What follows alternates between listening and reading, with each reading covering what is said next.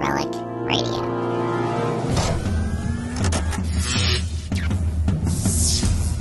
This is Relic Radio Sci-Fi, old-time radio, science fiction stories from relicradio.com.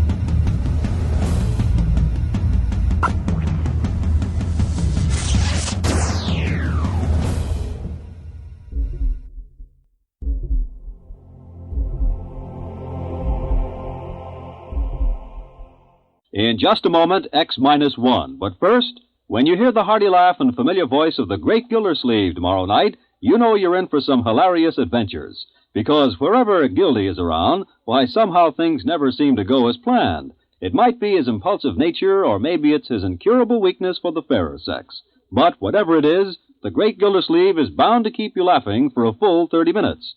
Tune in tomorrow night and meet Judge Hooker, Nephew Leroy, Housekeeper Bertie, and all the rest of the friendly people from Somerville as they join the great Gildersleeve. And now stay tuned for X-1 on NBC. Countdown for blast-off. X-5, 4, 3, 2, X-1, fire.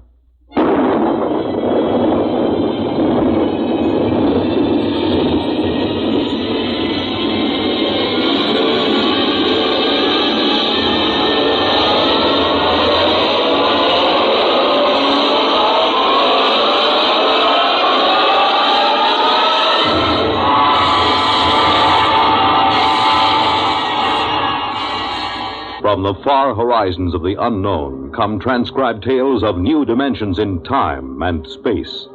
These are stories of the future, adventures in which you'll live in a million, could be years, on 1,000 maybe worlds. The National Broadcasting Company, in cooperation with Galaxy Science Fiction magazine, presents X minus 1.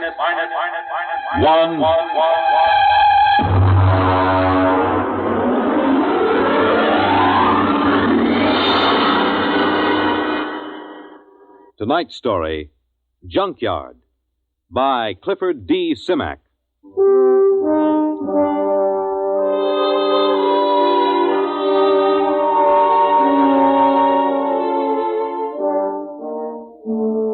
The funny thing about the whole thing was the fact that we had never intended to land on Planet 9. We circled it and decided it was strictly a low-grade affair. It wouldn't amount to anything for 1 billion years or so. As commander of a galactic survey team, I couldn't waste my time on it. Then my exec saw this junkyard through the telescope. We landed, took a look at a load of alien machine parts discarded by some other spaceship, and then prepared to take off for Earth. It had all been a waste of time. Engine room, MacGyver. This is Commander Warren. All secure? Yes, sir. Very well. Countdown for blastoff. Engine room ready, sir. X-5, -4, -3, -2, -1. Fire.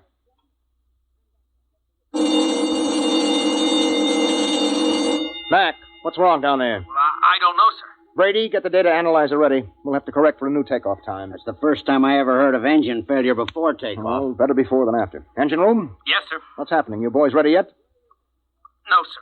Well, burn it, man. Get going. I want those engines started. Sir, What is it? I don't quite know what to say. Well, say something or I'll have you busted. We can't start the engines, Commander. At least I can't. Well, why not? I don't know. Klein, put Klein on. Lieutenant Klein, sir. Lieutenant, what is going on down there? Is there something wrong with the engines? No, sir. I've double-checked them. Well, then let's get them heated up or we'll be on this godforsaken planet the rest of our lives. We can't do it, sir. Klein, suppose you tell me exactly why you can't start the engines. Can you do that? Yes, sir. All right, why? Because, sir, we can't remember how. What? Yes, sir. We've forgotten how to start the engines. Lieutenant, report up here in 1 minute. Bring Dr. Spencer with you. Yes, sir. All right, Brady, where have you got it? Got what, Ira? Don't play innocent. You and I have been doing planet surveys together for 15 years. You carry enough dead weight in grain alcohol on every trip to keep you happy for 1,000,000 light years. Now, obviously, the boys in the engine room have gotten into it. Impossible. Where is it? I got a few fifths in my locker, but nobody's touched it. I checked a few minutes ago. Well, then somebody has got some in the engine room. Come in. Lieutenant Klein, sir, I brought Dr. Spencer as ordered. Hello, Doc. Did Klein here tell you what's going on? He did? How long will it take you to get these guys sobered up? I can't. Why not? Because they're not drunk? I tested Klein in my office. Now, wait a minute, Doc. Are you trying to get me to actually believe that these men, intergalactic engineers with years of hyperfission experience, have forgotten how to start the engines of this ship? That's right. You're serious? Dead serious, Ira. Something, somehow, has caused these men to forget how to start the engines. There it was. It fit in perfectly with a lot of other annoying little things that have been happening to us ever since we put down on Planet 9. It was to have been a routine exploration of a low-grade, uninhabited planet. Some routine exploration. All right, Klein, now listen to me. Do you have manuals aboard? Engineering manuals? Yes, sir. Take the engine room boys and study those manuals. They'll tell you how to start the ship, won't they? Yes, sir. Okay, get going. Doc, I'd like you to stay here with me and Brady for a minute. Okay. Report back to me, Klein. Yes, sir. Okay, Doc, you're supposed to be an expert on space medicine. What is it? I've never seen anything like it, Ira. Brady? Search me, Captain. I've seen 'em with space blues, alien psychoses, the works. But I've never seen a disease that could make a crew forget how to start the engines. Maybe it isn't a disease. Okay, what then? Maybe it's a deliberate thing. You mean they're faking? No, I know Klein and the others too well for that. I mean, maybe there's some outside influence. Doc, we've surveyed this planet from top to bottom. We know there isn't a living cell on it. What about the junkyard? What junkyard? Oh, he means that pile of rusty space engine parts we found. The boys nicknamed it the junkyard. He's right. Somebody put it there. Well, we know that another spaceship landed here. We know that from the blast marks on the rock. We know that for some unexplained reason they took their engine apart and tried to put it together again. We know they succeeded in building a much simpler engine, leaving a lot of spare parts, and we know that they took off. The blast-off marks tell us that, too. What we don't know is whether or not they left somebody behind. Or something. What about that stone tower, Ira? The boys looked it over. It's just a pile of stones. They probably threw them together as a shelter while they were rebuilding their engines. Oh, that sounds too simple. I don't like that tower, Ira. Why not? I don't know. It was scary. It had that black look about it. The smell of death. I felt it when I walked past with Klein and MacIver. Oh, that's the Celt in you. Banshees and spooks. I still don't like it. I need a drink. Skip it. We should be ready to blast off in a few minutes. Engine room. Engine room. What's going on down there? Engine room. Lieutenant Klein. Daddy? Is that you, Daddy? Did you bring me a present? Daddy, I'm scared. Holy mackerel, that's Klein. He's gone off his rocker. Klein! Doc, I think we better get down to that engine room.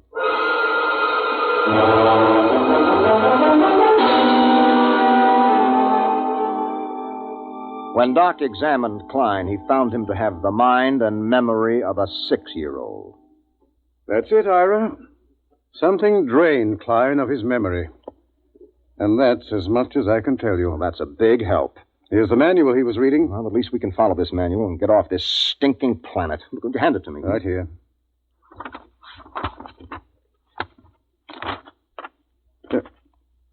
Anything wrong, Ira? Is it all there? It's all here, Doc. This is the engine manual that tells all about the engines. How they operate, how to locate trouble, how to fix them, how to start them. Well, what is it then? You're sweating like a pig. All of a sudden, I can't remember the symbols. Doc, I've forgotten how to read.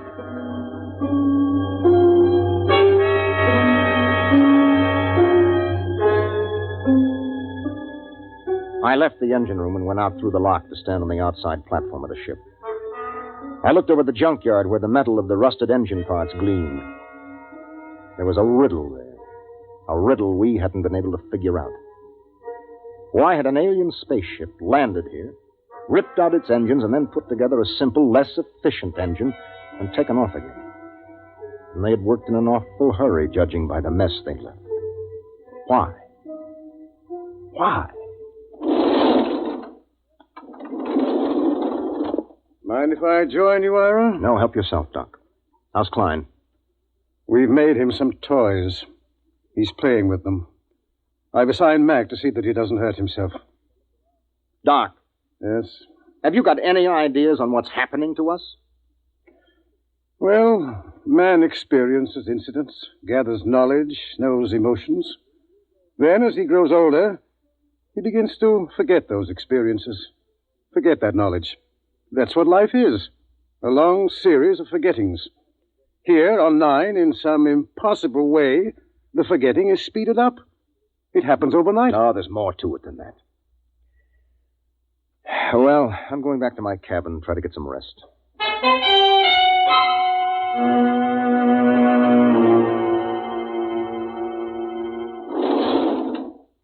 That you, Ira? That's me, Batters. What gives? We're in a jam. There's been planets I wouldn't mind being marooned on, you know. But this ain't one of them. There's something here, Ira. I can feel it. Yes, I can feel it myself. Maybe we should have looked around more. Klein looked around. Klein was the one found that tower. Bertie, that's right. He did. He said he didn't like it. He said it scared him. In the morning, Bad Ears, we'll go and see that tower.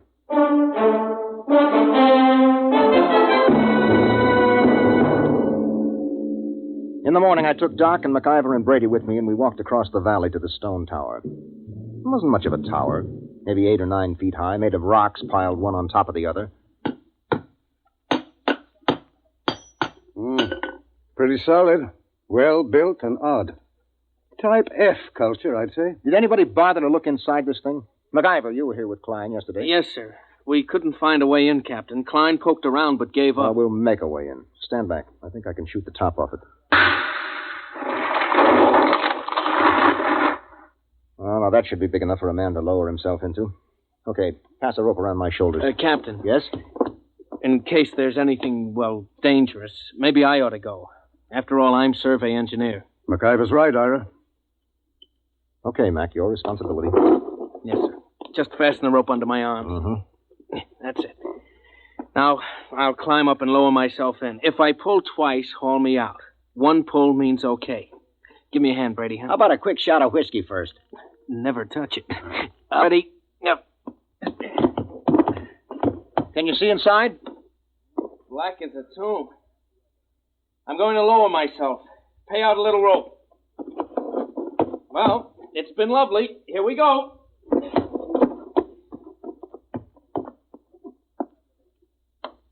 One tug. He's on the ground inside. Yeah, I wonder what he's found. I still don't like it. Oh, Brady, there's probably not a thing in there except a few... There's 2 tugs. 3. Come on, haul them out. Brady, help me through the top. Right. Easy now, Mac. What the heck is in there, anyway? Mac? Mac? Dada? Holy jumping asteroids. Doc, he's flipped. No, he hasn't lost his mind. He's just reverted to babyhood.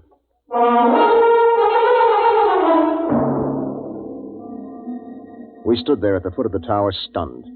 MacIver sat on the ground, happy as a clam, playing with his fingers and talking happy little nonsense syllables. Doc, take a look at him. Make sure that he's okay physically. Check. If it's fright, his pulse will be way up. Mac, let me have your hand. That's a good fellow. Now. Good heavens. What is it? I've forgotten what the normal pulse rate is. Pulse? Doc, let's get out of here. Brady, pick up MacIver and bring him back to the ship. Come on, let's get away from this tower.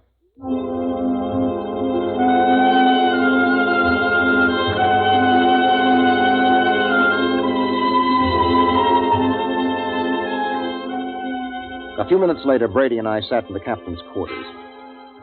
He didn't do much talking, just sat and tipped his bottle to his lips ever so often. Well, at least we know in a general way what we're up against. Do we? We know there's been knowledge lost, important information forgotten. Check. Now, that memory, that lost skill, that knowledge went somewhere. Maybe there's something in that tower that takes it away. And I have a silly feeling we might even get it back. Have a drink. That is, get a couple of men, volunteers. Now? Now. What for? We're going to find out what's inside that tower.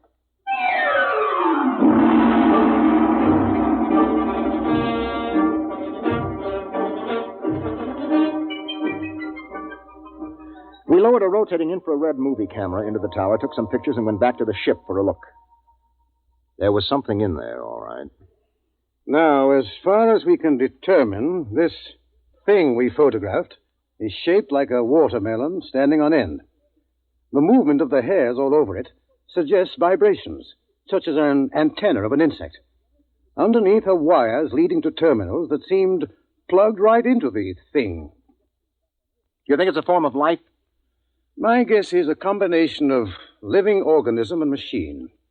After all, man and machines work together. The difference is that man retains his individual identity. Well, since it doesn't locomote, somebody or something must have put it there. Exactly. It looks like some kind of communication organism. If it is, it's a communication machine that is built to take in information rather than pass it along. Doc, do you really think that egg in there has been stealing our memory? Why not? Well, because it's too wild. That's why not. It's no wilder than a lot of other things we found. Say that egg is a device for gathering knowledge. But there's no knowledge here to gather. I mean, how often does a ship land on an out-of-the-way melon like this? Wait a minute, Brady. Who says that knowledge has to be collected here? What? I said, why do we assume that knowledge has to be collected right here on Planet 9? We forget things back on Earth, don't we? Good Lord. Suppose you were some race setting out fish traps for knowledge, and you had plenty of time to gather it. Where would you put your traps? On a planet swarming with intelligent beings where the traps would be found and destroyed or their secrets snatched away? Or would you put them out on some second-rate world where nobody would ever bother them? Good heavens, I'd pick a spot just like this. Let me fill in this picture, Doc. I think that some unknown race is bent on trapping knowledge throughout the galaxy. Ira, if what you say is true, if it is, then every time someone on Earth forgets something, it's because one of these eggs has drained it out of him. Well? It's too fantastic. Have you got a better guess? No. The question is, what do we do next? If anybody gets near that egg, he winds up like some puling little baby. You were pretty near it that first day. Did you forget anything? Well, how should I know? I was too pleasantly lit up on grain spirits to know the difference. Well, the question is still, what now? I'm going outside to think. Ira. Yes? There is one thing to keep in mind. What is that, Doc? If those are memory traps, then there must be a way for somebody to empty them. And if we're ever going to get away from here, what's gone in has got to come out.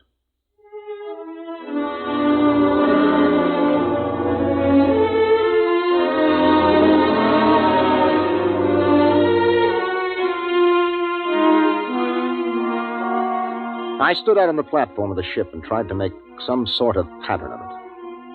Forgetfulness. That was the key word. All through the galaxy, in every culture, there was forgetfulness. There were lots of learned theories, of course, kinks in the brain, neuroses, data processing. But suppose they were wrong.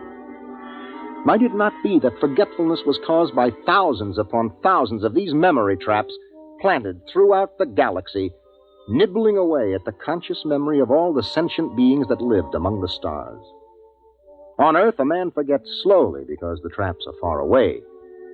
But here, in their very shadow, a man forgets suddenly. And then another thought entered my mind. What kind of race had set these traps? How did they empty them? How? Brady. Huh? Where do you keep your liquor? Not cheap. Come on, where? It's in my locker. Get it out of there, all of it. Ira. That's a direct order. Okay. All of it. That it? Yeah. I never thought I'd see the day when you pulled rank on me, Ira. If you confiscate this stuff, so help me, I'll never Who forgive said you. anything about confiscating? That is, have you ever really hung one on? I mean, just got pie-eyed drunk? Let's see. There was once on Mars. Was that the worst? It was beautiful. Took me 3 days to sober up. They say I fought off the whole galactic patrol for hours. Well, do you think you got enough here to get that polluted again? I got a pretty good supply, Ira. Well, that's good, because in 1 minute, I'm going to give you a direct order to hang on the biggest, most monstrous drunk in the entire history of the universe. But first you have to volunteer. I volunteer. No, not until I explain why I'm doing this. Ira, this sort of project don't need reasons. It's a pleasure. Let me finish. You know that egg up in the tower? Yeah? The minute you get near it, it grabs your mind, wipes it clean, right? Yeah.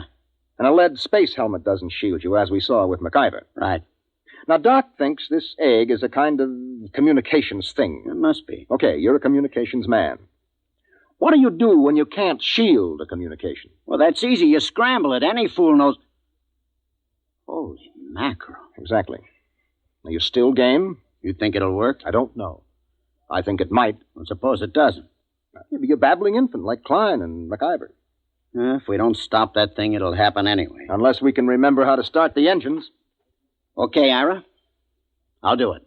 When do I start? Right now.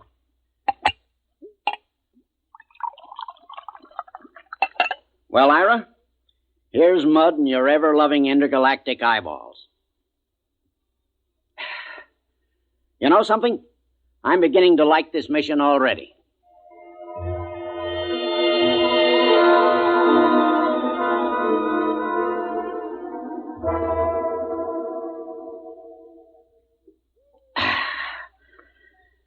Well, that kills the last bottle. How am I doing, Ira, old buddy? You're not drunk enough. I should have picked somebody like Doc, except he'd probably pass out. I'm not drunk enough, huh, old buddy pal? Not yet. Well, then, in which case, old buddy, I'm going to have to do something I never like to have to do. What's that? I'm going to have to go into my extra special emergency reserve supply. It's a little supply I keep in case of getting marooned on a planet, you know?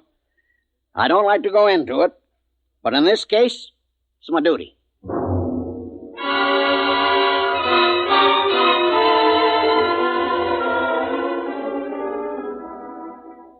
I'm a rambling wreck from Georgia Tech and a heck of an engineer. A rambling wreck from Georgia Tech and a heck of an engineer.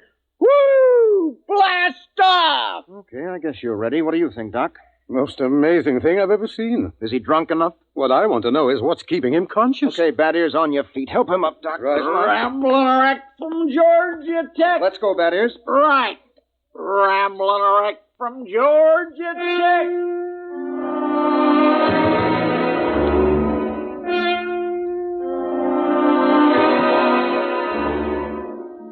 Somehow we pushed, hauled, and stumbled Bad Ears Brady out of the ship and up the rocks to the egg tower. We erected a tripod over the hole with a block and tackle, passed a rope around Brady's chest, and hauled him over the entrance to the tower. There he swung like some overstuffed pig, singing raucously under the eerie moonlight. Rambling wreck from Georgia Tech. Well, what do you say, Ira? We got the earphones on him so they can't slip off. They're on. Well, I guess we're ready to lower him. Ira. Yep. You sure? It's a man's life. I'm not sure, Doc. But as commander of this expedition, I sometimes have to risk the lives of my men. Okay, Ira. Lower away before I start to get sober. Lower away. Blast off. Fire one. Fire two. Bon voyage, Ira. Good luck, Brady. Good luck. He's at the bottom, Ira. Bad Ears, can you hear me? Get your hands out of my hair. Something's got his hands in my hair, Ira. Oh, the thing must be picking at his brain. Brady, listen to me. Do you see the egg? Yeah, this is my buddy, Ira. My little old egghead buddy. You and me's buddies, egghead, right? Have a drink. Oh, good Lord, he's got a bottle with him. He's pouring it on the egg. Brady, listen to me. The wires. Wires? The lead wires you took in with you. Yeah. Pull out the studs on the egg and hook your wires to it. You got that? Just a minute.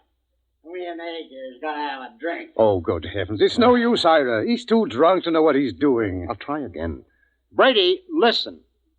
Your friend, the egg, can't hear you, see? He can't have a drink until you hook your wires into him. You got that? Sure, that's an awful thing. That's dreadful. Okay. What's he doing? Doc, you getting any impulses? Not a thing. Maybe we better haul him out. If he starts to sober up... Maybe we'd better. Okay, 1, 2... Wait a minute, wait. What? I'm getting something, Ira. What? This is fantastic. Oh, I'm getting something. All right, haul him out, quick. Right. Come on. A rambling wreck from Georgia Tech. A rambling... Brady, are you all right? Doc, help me. Take a look at him. Is he okay? Yes, he's okay. Just passed out. Let's get him back to the ship. Right. You know what, Ira? What? Tomorrow about 9 a.m., we're going to be in on the most colossal hangover in the history of mornings after.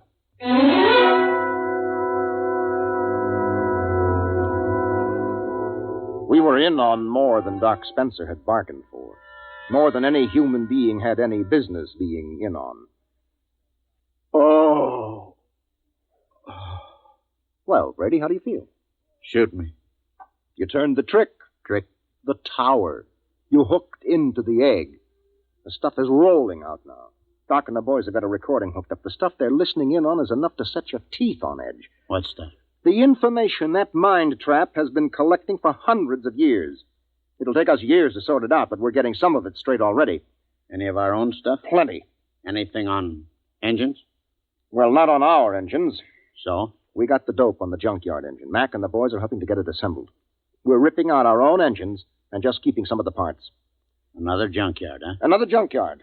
The engine we're building now is superior to anything ever built. Pretty handy little gadget, that egg. Only one thing. What's that? Tell Doc if he comes across a good hangover remedy to let me know, huh? Oh.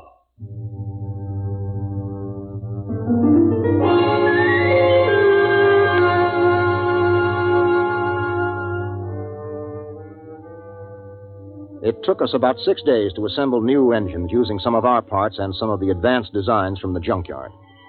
During most of that time, Doc Spencer sat down at the tower with a set of headphones monitoring the information from the egg. It was like a man possessed. I didn't think anything unnatural was happening until the night of the 6th day. Well, that does it. The boys have got the engines ready for blast-off.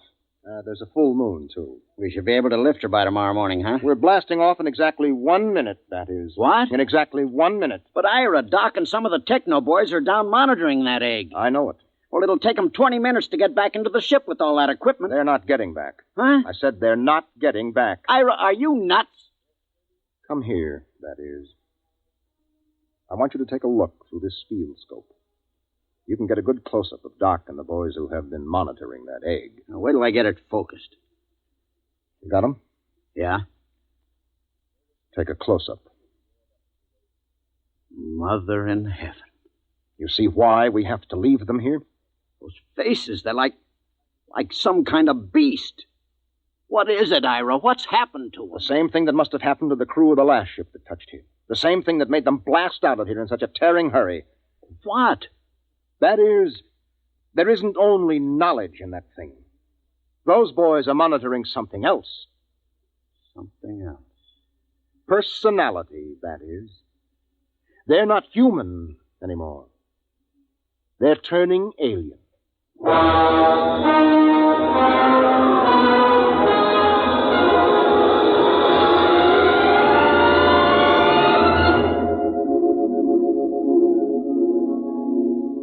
They were still there when the ship roared up away from Planet 9 and pointed her silver nose toward Earth.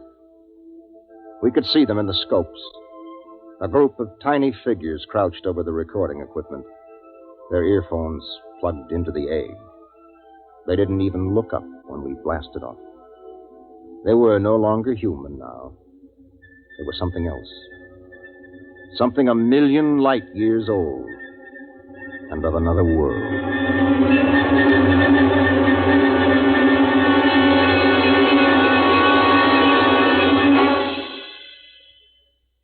You have just heard X-1, presented by the National Broadcasting Company in cooperation with Galaxy Science Fiction magazine, which this month features the R. DeWitt Miller story, Swenson, Dispatcher. The story of a shrewd but unscrupulous spaceship dispatcher who tries to best the rival airlines by unethical means, and with most surprising results. Galaxy magazine on your newsstand today. Tonight, by transcription, X-1 has brought you Junkyard, a story from the pages of Galaxy written by Clifford D. Simak and adapted for radio by George Lefferts. Featured in the cast were John Larkin, Bob Hastings, Mercer McLeod, Stan Early, and Jack Orison. Your announcer, Fred Collins. X-1 was directed by Daniel Sutter and is an NBC Radio Network production.